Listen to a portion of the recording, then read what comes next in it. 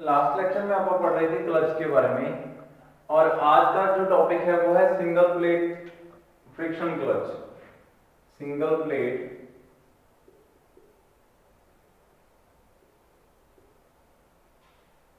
Friction clutch. Friction clutch जिसके अंदर friction की हेल्प से जो है फोर्स जो है उसको ट्रांसफर किया जाए, ठीक है, फ्रिक्शन सीधा डायरेक्ट फ्रिक्शन से, ठीक है। तो सिंगल प्लेट हो, ठीक है, एक ही प्लेट यूज की जाए। प्लेट का क्या मतलब है, यहाँ पे ये क्लच प्लेट, ठीक है, एक ही क्लच प्लेट है। मल्टी प्लेट्स के अंदर बहुत सारी क्लच प्लेट्स होती हैं, ठीक है। तो यहाँ पे अपन ने एक ही क्लच प्लेट यूज की है, मींस ये कौन सा है, सिंगल जो है क्लच प्लेट वाला, ठीक है। तो single plate friction clutch, friction की हेल्प से जो है ये पावर को ट्रांसमिट करेगा। तो ये क्या है, ये जो बनी हुई है ये क्लच प्लेट, क्लच प्लेट, ठीक है। अब यहाँ पे इसकी वर्किंग थोड़ी सी समझ लेते हैं। सबसे पहले यहाँ पे देखो अलग अलग पार्ट्स हैं इसमें बहुत सारे। तो सबसे पहले मेन पार्ट्स कौन से हैं, ये फ्लाई व्हील हो गया, ठीक है। अब फ्लाई व्हील को पावर कहां से मिलती है, फ्लाई व्हील को पावर मिलती है इंजन से। तो इस तरफ इंजन कनेक्टेड रहेगा,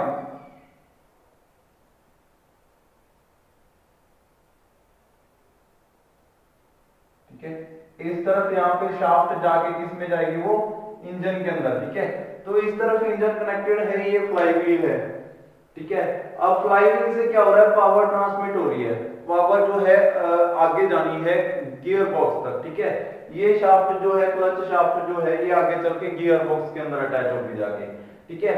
तो क्लच का काम क्या है, गियर बॉक्स और फ्लाई व्हील के बीच में स्पेस बना देना कि पावर जो है वो ट्रांसफर होनी रुक जाए, ठीक है। ये वर्किंग है उसकी। अब इसके अंदर क्या होता है, जब ये फ्लाई व्हील रोटेट कर रहा है कंटिन्यू, जैसे ही इंजन स्टार्ट होगा फ्लाई व्हील ने रोटेट करना स्टार्ट कर दिया, उसके बाद फ्लाई व्हील तब रुकता है जाके जब इंजन ऑफ हो गया। उसके अलावा फ्लाई व्हील जो है वो कंटिन्यू रोटेशन में रहता है। अब जब फ्लाई व्हील कंटिन्यू मूव कर रहा है, रोटेट कर रहा है, तो उसके साथ ये जो क्लच असेंबली है सारी, ठीक है, ये भी रोटेट करती है। मतलब कि इसके अंदर भी पावर रहती है कंटिन्यू। जितना फ्लाई व्हील रोटेट करेगा उतना ही ये वाली क्लच असेंबली सारी जो है रोटेट करेगी। लेकिन ये जो शाफ्ट है इसके अंदर, ठीक है, इसको रोटेट नहीं करवाएगी, ये इसके ऊपर फ्री मूव कर रही होगी, ठीक है, रोटेट कर रही होगी फ्रीली, ठीक है। तो ये जो आपका जो शाफ्ट है वो एक ही जगह पे रहेगी, ठीक है, एक ही पॉइंट पर, ठीक है। अब यहाँ पे क्या होता है, ये जो क्लच है ना, ये इस कॉलर के ऊपर ऐसे अटैच रहता है, लेकिन इसके साथ टच नहीं होता। जब आप इसको पकड़ के इसको दूर कर देते हैं तो वो उसको क्या कर देता है, यहाँ पे फ्रिक्शन को रिड्यूस कर देता है, ठीक है। अब ये जो क्लच है, क्लच प्लेट, इसके दोनों तरफ फ्रिक्शन लाइनिंग होती है, लाइनिंग बनी होती है, और इसके ऊपर ग्रूव्स बनी रहती है, जिसके कारण फ्रिक्शन बहुत ज्यादा बढ़ जाती है। जैसे ही क्लच छोड़ा अपन ने, ठीक है, तो जो प्रेशर प्लेट है उसके ऊपर यहाँ पे क्या लगे हुए हैं, स्प्रिंग लगे हुए हैं, और ये जो बोल्ट है ये इसके अंदर फ्लाई व्हील के अंदर पूरा फिक्स है। तो ये कंटिन्यू रोटेट कर रहा है, ठीक है, बोल्ट्स भी रोटेट कर रहे हैं और ये सारी क्लच असेंबली भी रोटेट कर रही है। जैसे ही अपन ने क्लच छोड़ा तो इसके ऊपर ये स्प्रिंग्स हैं, ये पूरी जो है ये प्लेट ये कहलाती है प्रेशर प्लेट, ठीक है। इसको मैं लिख देता हूं, ये पूरी प्लेट कहलाती है प्रेशर प्लेट। प्रेशर प्लेट जो प्रेशर देगी प्लेट के ऊपर, ठीक है। तो अब यहाँ पे क्या है, जैसे ही अपन ने क्लच छोड़ा तो ये स्प्रिंग जो है इसको क्या करेंगे, इस तरफ फोर्स कर देंगे, ठीक है। इसके ऊपर फ्रीली मूव कर सकता है ये जो प्रेशर प्लेट है इस बोल्ट के ऊपर फ्रीली मूव कर सकती है। इसके ऊपर फिक्स नहीं है, ये बोल्ट फिक्स है सिर्फ यहाँ पे, ठीक है। यहाँ पे कुछ भी उसके ऊपर थ्रेडिंग नहीं है।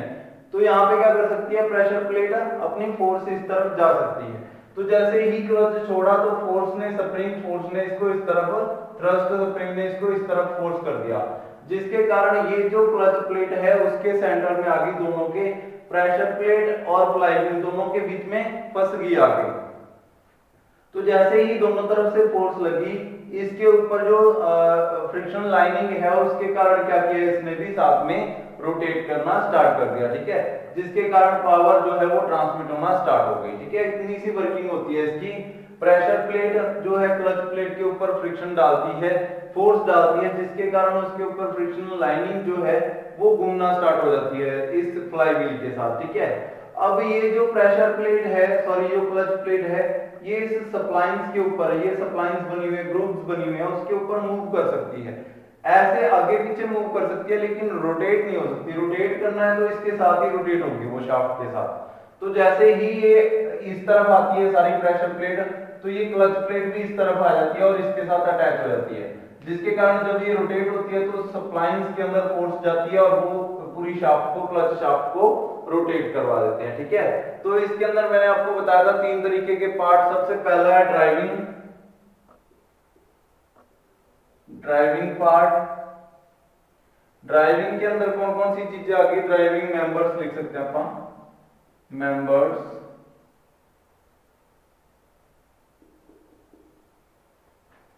The main driving members are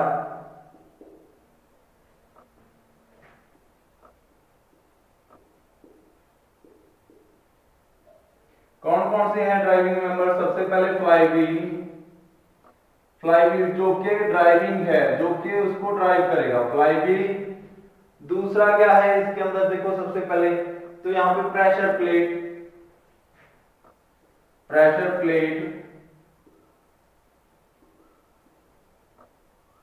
and clutch covered assembly.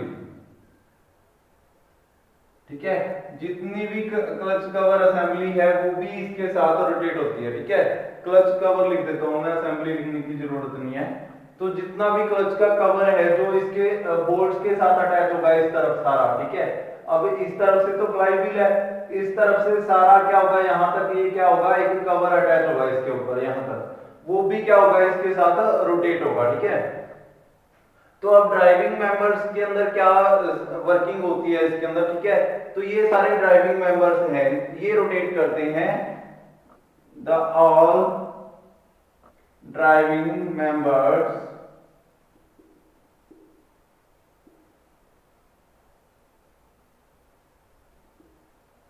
rotates with flywheel after starting of vehicle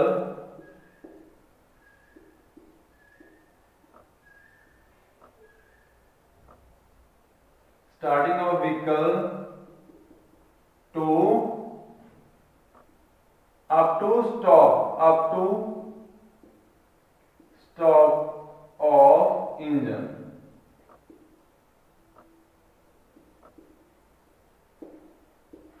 starting से लेके इंजन के बंद होने तक वो कंटिन्यू इसके साथ रोटेट करते रहते हैं। ठीक है, तो ये क्या है? ये है ड्राइविंग मेंबर्स। कौन कौन से? फ्लाईव्हील आ गया, प्रेशर प्लेट आ गई और कवर आ गया पूरा।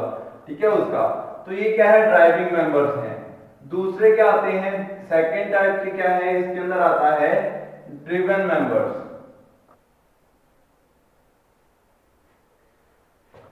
ठीक है, ड्रिवन मेंबर्स कौन सा होता है? Driven member second, driven member. Driven member कौन सा होता है? सिर्फ clutch plate. It is a clutch plate, it is a plate known as clutch plate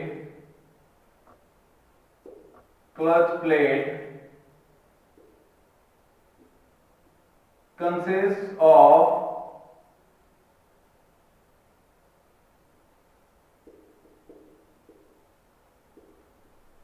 friction lining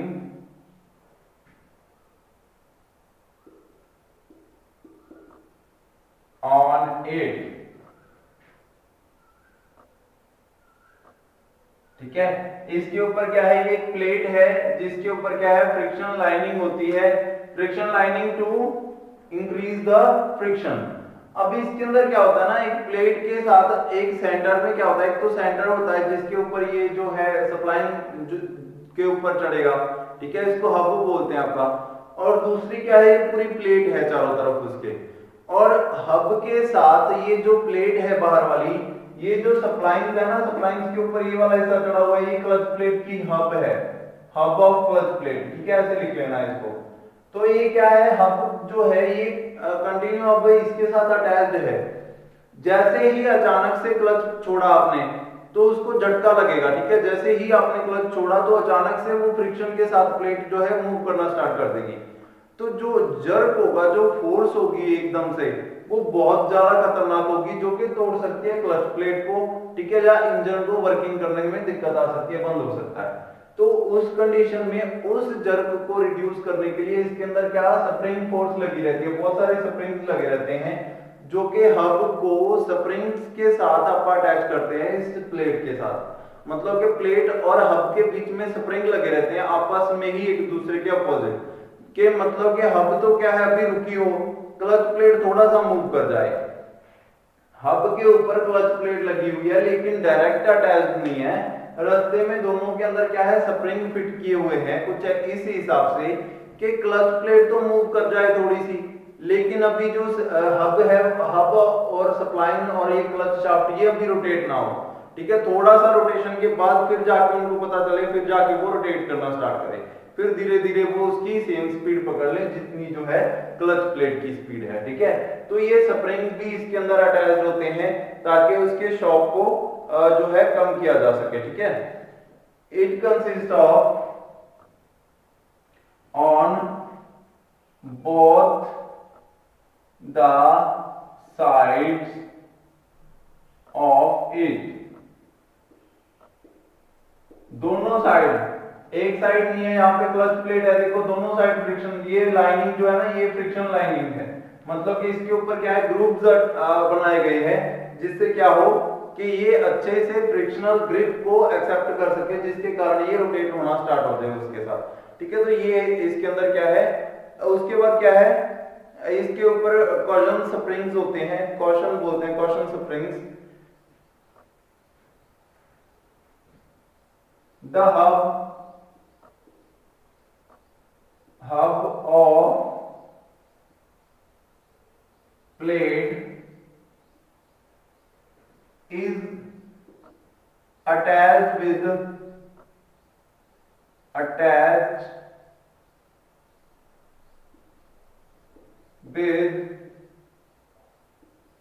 hub of plate is attached with plate through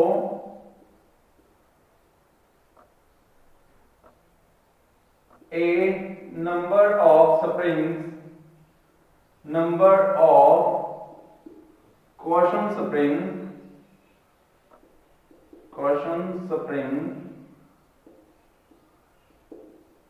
to reduce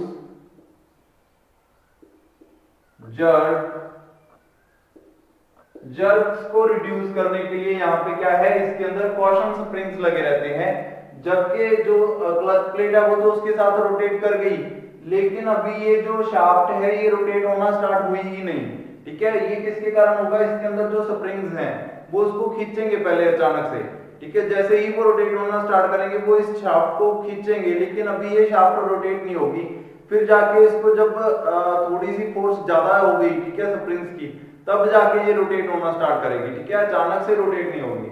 तो जिसके कारण ये क्या है फ्रिक्शन को रिड्यूस कर देगी, जर्क को रिड्यूस कर देगी, जिसके कारण किसी चीज के टूटने का खतरा कम हो जाएगा, ठीक है। तो ये क्या होती है, ये होती है फ्रिक्शन प्लेट, ठीक है। और दूसरी तरफ से ये किससे अटैच होती है, आगे भी है इसके अंदर कि जो दूसरी साइड है, जो हब है, वो किससे अटैच होती है, वो क्लच शाफ्ट से अटैच होती है, लेकिन ये सप्लाइंस के अंदर आगे पीछे मूव कर सकती है, मूव फॉरवर्ड और बैकवर्ड इन सप्लाइंस, ठीक है। व्हेन इट रोटेट्स, जो शाफ्ट है, जो क्लच प्लेट है, जब वो रोटेट करेगी तो पावर किसको देगी, उन सप्लाइंस को देगी, और सप्लाइंस जो है आगे ट्रांसफर करेंगे पावर को शाफ्ट के अंदर, ठीक है। सप्लाइंस एक ग्रूव्स हैं जो कि एक शाफ्ट के ऊपर कंस्ट्रक्ट किए गए हैं ताकि जो क्लच प्लेट है उसके अंदर मूव तो कर सके आगे पीछे, लेकिन रोटेट ना कर सके, रोटेट करेगी तो वो क्या करेगी, शाफ्ट को साथ में लेके रोटेट करेगी, ठीक है। उसके बाद आगे ऑपरेटिंग मेंबर्स, तीसरे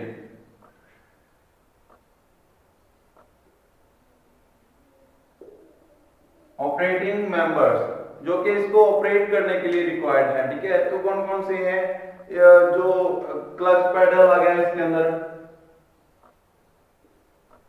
क्लच पेडल जिसको आप जो है दबाते हो जब आप, ठीक है, तब क्लच जो है ऑपरेट होता है, ठीक है। उसके बाद एक मैकेनिज्म आ गया जो कि क्लच प्लेट से पावर को किसमें लिंकेज बोलते हैं जिसको, ठीक है, लिंकेज हो गया पूरा, लिंकेज।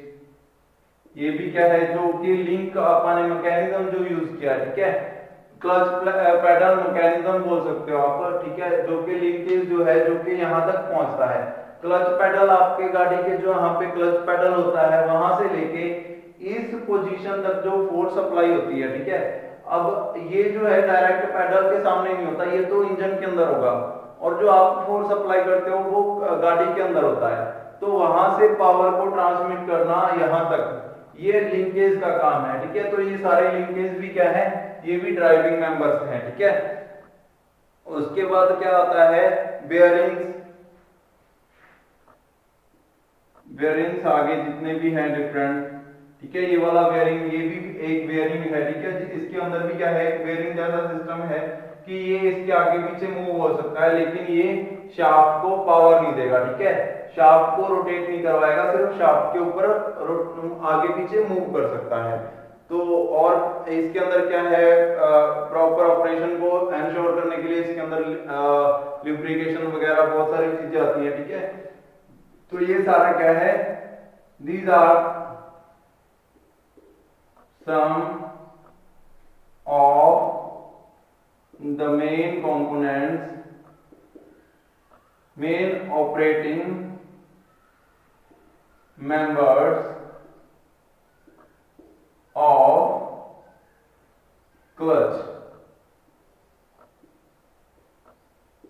ठीक है। इतना सब कुछ लिखने के बाद उसके बाद आती है इसकी वर्किंग, ठीक है, कैसे वर्क करता है अब ये, ठीक है। तो मेंबर्स सब में सेम होंगे, ठीक है। अब अपने पास तीन तरीके के मेंबर्स होंगे हर क्लच के अंदर, एक तो ड्राइविंग मेंबर, एक ड्रिवन मेंबर, एक ऑपरेटिंग सिस्टम, ठीक है, ऑपरेटिंग मेंबर्स, ठीक है। तो ये तीन तो होंगे ही। अब आती है बात की वर्क कैसे करता है, ठीक है, कैसे ऑपरेट कर सकते हैं आप इसको।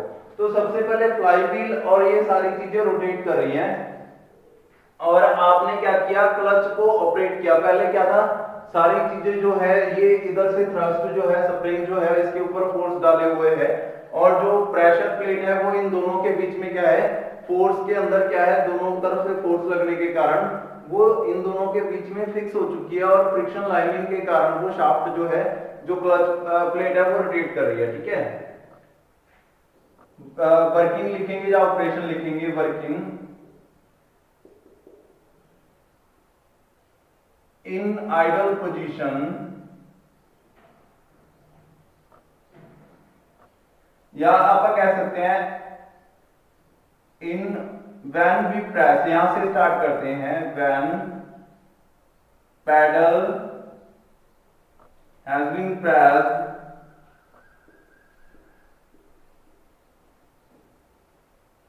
जब पैडल को प्रेस किया जाता है, ठीक है, the linkage or mechanism जो है वो क्या करता है, एक बेयरिंग यहाँ पे जो है बेयरिंग लगा हुआ है जो कि इसको क्या करता है, दूर खींच लेता है इस बेयरिंग को, ठीक है।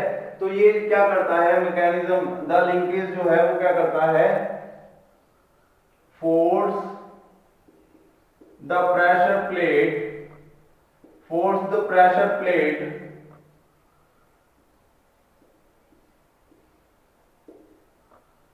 opposite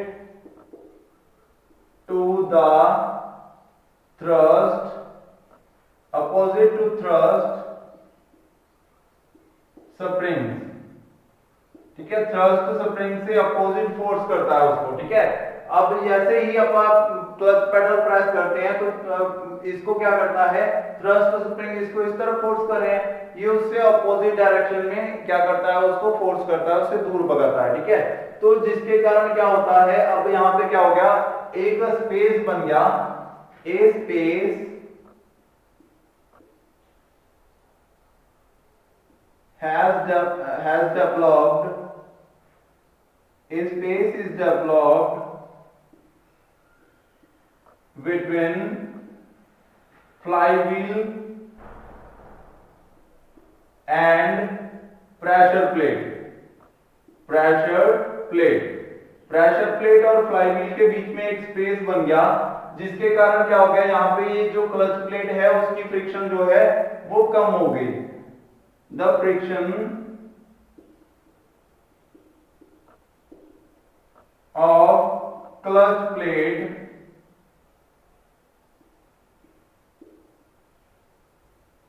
reduced due to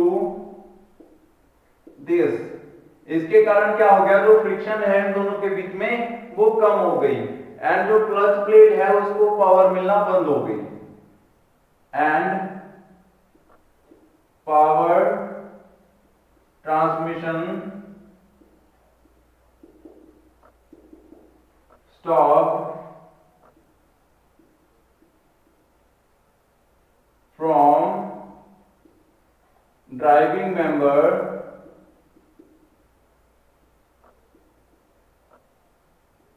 to clutch plate। ठीक है, जो पावर ट्रांसमिशन है वो रुक गया from driving member to clutch plate. ठीक है, ड्राइविंग मेंबर से क्लच प्लेट के अंदर पावर ट्रांसमिट होनी बंद हो गई। ठीक है, अब इसको अगर फिर से स्टार्ट करना है तो क्या करना होगा। ठीक है, अब यहाँ पे आप इसके बाद क्या कर सकते हैं, गियर चेंज कर सकते हो, आप गाड़ी को रोकना है तो रोक सकते हो। ठीक है, और जितनी भी चीजें आप पहले फंक्शन कर चुके हैं क्लच के, वो सारे यहाँ से आप अप्लाई कर सकते हैं। उसके बाद नेक्स्ट क्या आता है वर्किंग के अंदर, after releasing the clutch pedal, pressure plate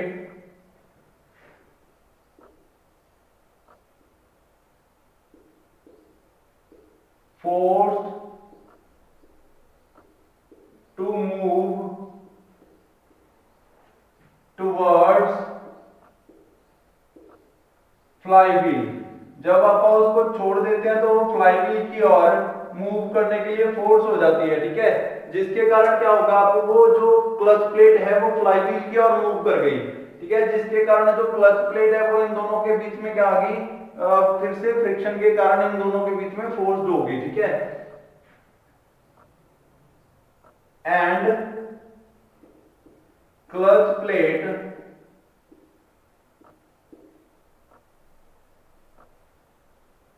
compressed between